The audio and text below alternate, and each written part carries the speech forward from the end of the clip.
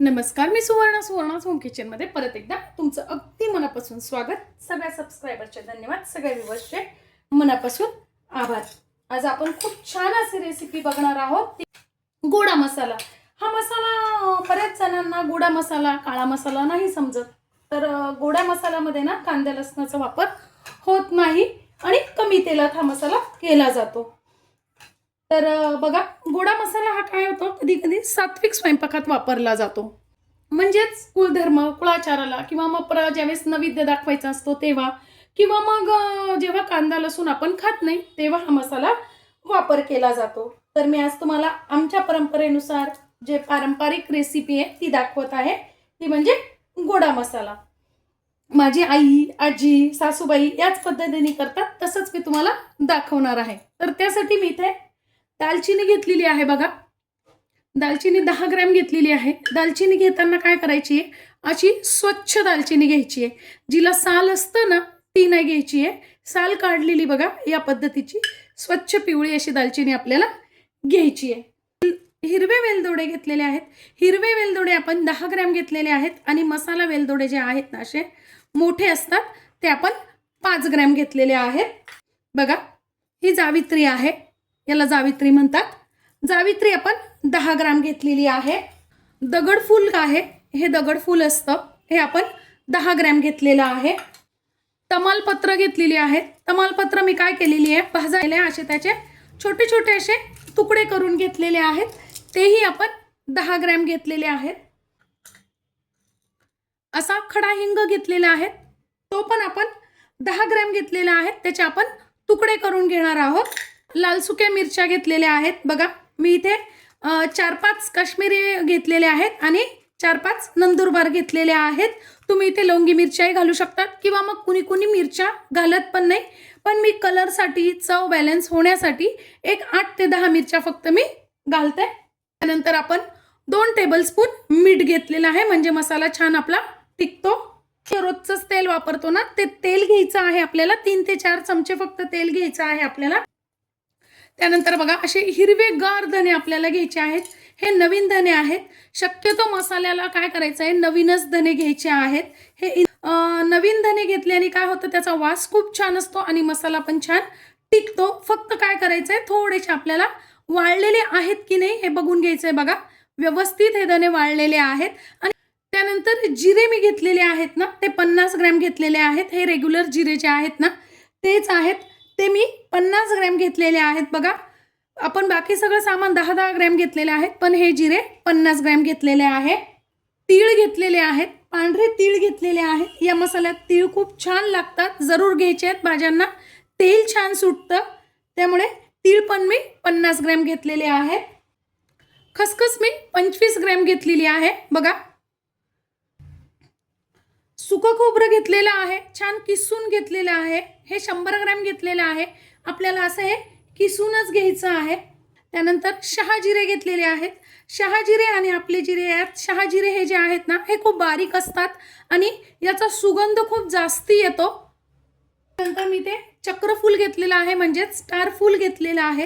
हे जे स्टार फूल आहे ना, हे बरेच जण गोड्या मसाल्यात नाही घालतात, पण याचा वास मसाला जेव्हा आपण याचा बनवतो ना, त्यावेळेस जेव्हा भाजी किंवा मसाल्या भातात आपण जेव्हा घालतो, वरणात, खिचडीत, आमटीत, असं जेव्हा हा मसाला घालतो ना बिगर कांद्या लसणाच्या जेव्हा करतो, त्यावेळेस या स्टार फुलामुळे मसाल्याला अप्रतिम वास येतो आणि मग पदार्थालाही आपल्याला खूप सुंदर असा सुगंध येतो। हे स्टार फूल नक्की घाला। त्यानंतर मी लवंगा घेतलेले आहेत, लवंगा पण मी 10 ग्रॅम घेतलेले आहेत। काळी मिरी घेतलेली आहे, काळी मिरी मी 5 ग्रॅम घेतलेली आहे बघा। हे आहे नागकेशर, याला नागकेशर म्हणतात, हे 10 ग्रॅम घेतलेलं आहे। त्रिफळा घेतलेला आहे, बरेच जण त्रिफळा पण नाही घालत, पण तुम्ही घालून बघा, त्रिफळा खूप छान लागतो, वासही खूप सुंदर येतो आणि टेस्ट तर अप्रतिम लागते। त्रिफळा घेतलेला आहे मी 5 ग्रॅम, आणि असं असतं बघा, लवंगी सारखेच असतं, याला बाजा म्हणतात, आमच्याकडे याला बाजा म्हणतात, तुमच्याकडे काय म्हणतात कमेंट्समध्ये नक्की सांगा। हा बाजा पण मी 5 ग्रॅम घेतलेला आहे, दोन्ही मी एकत्रच घेतलेला आहे, 5-5 ग्रॅम। मी 1 टेबलस्पून मेथ्या घेतलेल्या आहेत। बरेच जण मेथ्या घालत नाही, पण मेथ्या घातल्या ना की कमरेसाठी चांगलं असतं म्हणून मी मेथ्या जरूर घालते आणि चवीला पण छान बॅलन्स होते सगळे, म्हणून मेथ्या जरूर घाला. आता हे सगळे मसाले जे आहेत ना आपल्याला पहिले काय भाजायचे, कसे भाजायचे, कुठले तेलावरती भाजायचे, कुठले बिन तेलावरती भाजायचे ते बघूया. सगळ्यात पहिल्यांदी आपल्याला काय करायचंय, कोरड्या वस्तू ज्या आहेत ना त्या भाजून घ्यायच्या आहेत.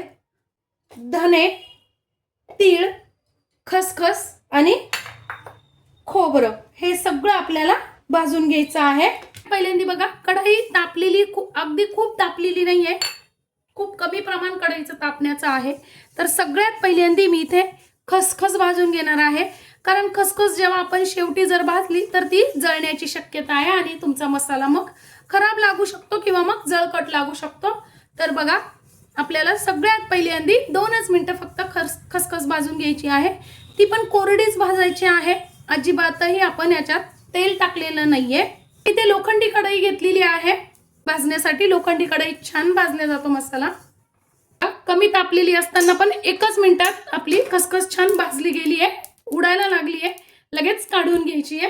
तीळ पण भाजून घेणार आहे. तीळ भाजायला पण खूप कमी वेळ लागतो, त्यामुळे आपण लगेच तीळही भाजून घेणार आहोत. अगदी 1 ते 1.5 मिनिटात तीळ छान भाजले जातात. त्याला पण आपल्याला तेल टाकायचं नाहीये बघा, कोरडेच भाजायचे आहेत. बघा अगदी 1 ते 1.5 मिनिटात तीळ पण आपले छान भाजले गेलेले आहेत, काढून घ्यायचे. भाजून घेणार आहे. दाखवतीये ना त्याच क्रमाने तुम्ही पण मसाला भाजा. बघा तुम्ही मसाला खूप छान तयार होतो, कुठलीही वस्तू आपली जळत नाही. आता बघा कढईत जर आपण आधीच तेल टाकलेलं असतं तर मग ह्या सगळ्या वस्तू ऑलरेडी तेलकट आहे, त्या लवकर मग बारीक होत नाही तेलात जर भाजल्या तुम्ही तर. म्हणून मग काय करायचं, आपल्याला ह्या वस्तू आधी भाजून घ्यायच्या आहेत कोरड्या असतानाच, कोरडी कढई असतानाच. खरपूस असं आपल्याला खोबरं भाजून घ्यायचं आहे. बघा आपलं खोबरं पण छान भाजलं गेलेलं आहे, काढून घ्यायचं आहे. धने भाजून घ्यायचे आहेत. धने मी 2दा करून भाजणार आहे म्हणजे व्यवस्थित भाजले जातात. या सगळ्या वस्तू जेव्हा आपण बाजारात आणतो ना त्यावेळेस आपल्याला त्या स्वच्छ निवडून घ्यायच्या आहेत, सगळ्यात महत्त्वाचं आहे. आणि त्या स्वच्छ निवडणं झाल्यानंतर आपल्याला काय करायचंय, त्या एक थोड्या वेळासाठी जर तुमच्याकडे ऊन येत असेल ना तर तुम्ही त्या उन्हात पण ठेवा, म्हणजे जर काही मॉइश्चर असेल तर ते कमी होईल आणि मसाला उन्हात ठेवल्यामुळे टिकतो पण छान. धने पण आपण कोरडेच भाजणार आहोत, अजिबात तेल घातलेलं नाहीये. आता बघा आपले धने पण छान भाजले गेलेले आहेत, काढून घ्यायचे. ते धने पण भाजून घेणार आहे. तर 1 चमचा बघा 1 टेबलस्पून छोटा आपण तेल टाकून घेतलेलं आहे आणि त्यात आपल्याला हिंग भाजून घ्यायचं आहे. हिंगाचे मी थोडेसे छोटे छोटे तुकडे करून घेतलेले आहेत, म्हणजे छान भाजलाही जातो आणि व्यवस्थित बारीकही होतो. बघा अगदी काही सेकंदात हिंग छान फुगून येतो. आता आपल्याला हिंग पण काढून घ्यायचा आहे, झालाय भाजणं लगेच. बघा आपल्याला दोन्ही प्रकारची जी वेलची आहे ना ती भाजून घ्यायची आहे. त्यातच थोडंसं तेल शिल्लक होतं, त्याच तेलात मी भाजलेली आहे, वेगळं तेल मी टाकलेलं नाहीये. बघा वेलची पण छान लगेच भाजली गेलेली आहे, लगेच वेलची अशी फुगून आलेली आहे पूर्ण व्यवस्थित. वेलची पण काढून घ्यायची आहे.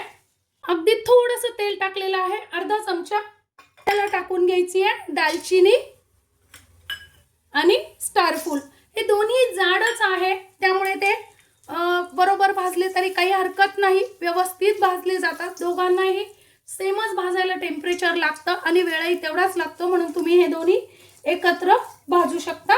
बघा आपली दालचिनी आणि स्टारफूल पण छान भाजलं गेलंय, काढून घ्यायचं आहे.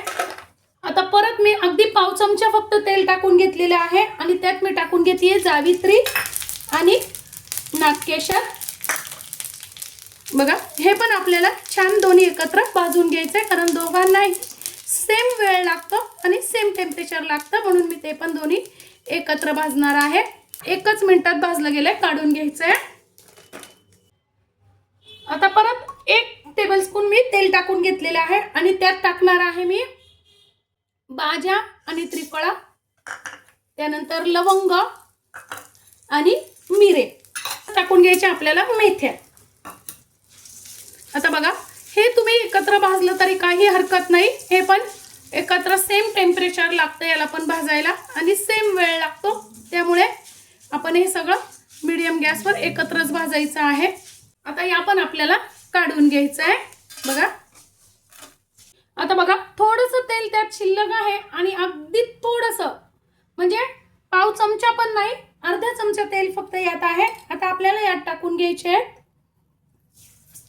आपले साधे जिरे, शहाजिरे आणि हे कागद फूल. आता हे सगळं आपल्याला एकत्र भाजून घ्यायचं आहे कारण या तिन्ही वस्तू ज्या आहेत ना त्या खूप हलक्या आहेत. त्याला वेळ आणि टेम्परेचर सेम लागतं. त्यामुळे तुम्ही या तिन्ही वस्तू एकत्र भाजू शकता. आता बघा जिरे आणि कागद फूल पण आपले छान भाजले गेलेले आहेत. आता हे काढून घ्यायचे आहेत. आता 1 चमचा तेल मी परत घातलेलं आहे. टोटल आपल्याला पूर्ण सगळ्या याला 4 चमचे तेल फक्त लागलेलं आहे. आता आपल्याला टाकून घ्यायचं आहे मिरच्या आणि तेजपान. आता हे आपल्याला छान भाजून घ्यायचं आहे. बघा छान हे पण भाजणं झालेलं आहे. काढून घ्यायचंय. मी गिरणीवरनं बारीक करून आणणार असाल ना तर तुम्ही सगळं एकत्र करून दिलं तरी काही हरकत नाही. पण आता मी घरीच बारीक करणार आहे. त्यामुळे मी ज्या क्रमाने भाजलेत ना त्याच क्रमाने मी बारीक करणार आहे. तर बघा मी जे कोरडे भाजलेले होते ना तीळ, खसखस, खोबरं आणि धने ते मी वेगळे ठेवलेले आहेत. त्यानंतर खडे जाड मधले जे खडे मसाले आहेत ना ते मी वेगळे ठेवलेले आहेत. लवंगा, त्रिफळा, मेथ्या हे सगळं मी वेगळं ठेवलेलं आहे. जिरे, शहाजिरे आणि कागद फूल हे मी वेगळं ठेवलेलं आहे. जसे मी भाजले ना तसेच मी वेगळे ठेवलेले आहेत. तमालपत्र आणि मिरची पण मी वेगळी ठेवलेली आहे. आता हे सगळे मसाले आपल्याला व्यवस्थित थंड होऊ द्यायचे आहेत आणि मगच बारीक करायचे आहेत. गरम असताना मसाले अजिबात बारीक करायचे नाहीये, नाहीतर तुमचा मसाला लवकर खराब होईल, अजिबात टिकणार नाहीये, त्याला बुरशी येईल.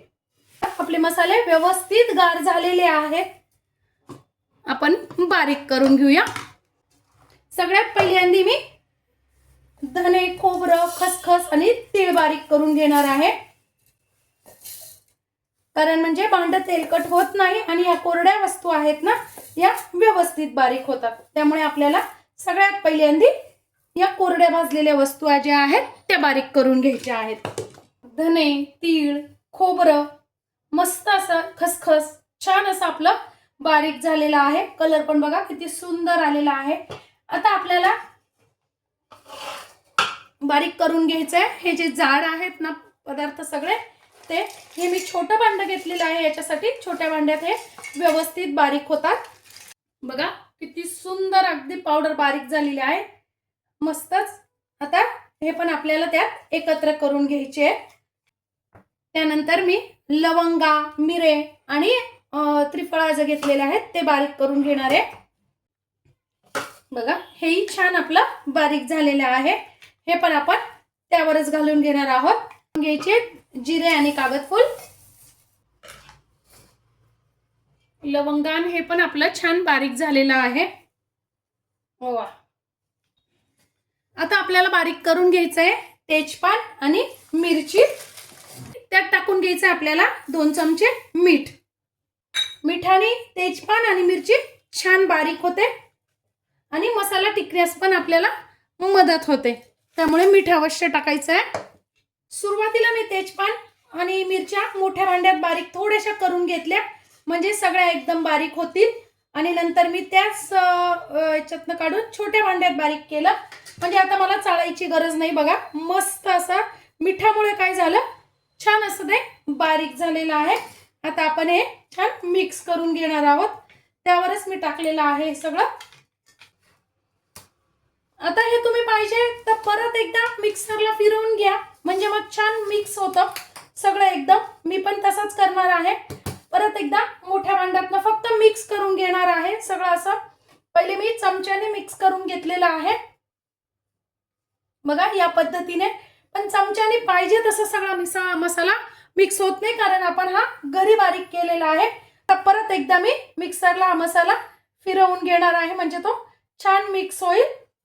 बघा छान मिक्स झालेला आहे. मस्त असा आपला मसाला तयार झालेला आहे. इतका सुंदर वास येऊन राहिला आहे मैत्रिणींनो. असा हा गोडा मसाला अर्धा किलोच्या प्रमाणात आपण केलेला आहे. खूप सुंदर मसाला तयार झालेला आहे. बघा, जेवढा वेळ तर आपल्याला मसाला करायला लागला ना बारीक, तेवढा वेळ तर फक्त गिरणीतच जातो. त्यामुळे अशा पद्धतीने तुम्ही घरगुती काळा गोडा मसाला करून बघा. खूप सुंदर तयार होतो. अजिबात वेळ लागत नाही. भाजायला मला फक्त 10 ते 15 मिनिटं लागले आणि बारीक करायला 5 ते 10 मिनिटं लागले. असा खूप पटकन असा मस्त असा गोडा मसाला आपला, अजिबातही ठसका न होणारा, खूप छान वर्षभर टिकणारा मस्त असा मसाला तयार झालेला आहे. ही पारंपरिक पद्धतीने सात्विक स्वयंपाकासाठी केलेली जाणारा मसाला तुम्हाला कसा वाटला कमेंट्स मध्ये नक्की सांगा. चॅनलवर नवीन असाल तर चॅनलला लाईक, सबस्क्राईब आणि शेअर करा. धन्यवाद.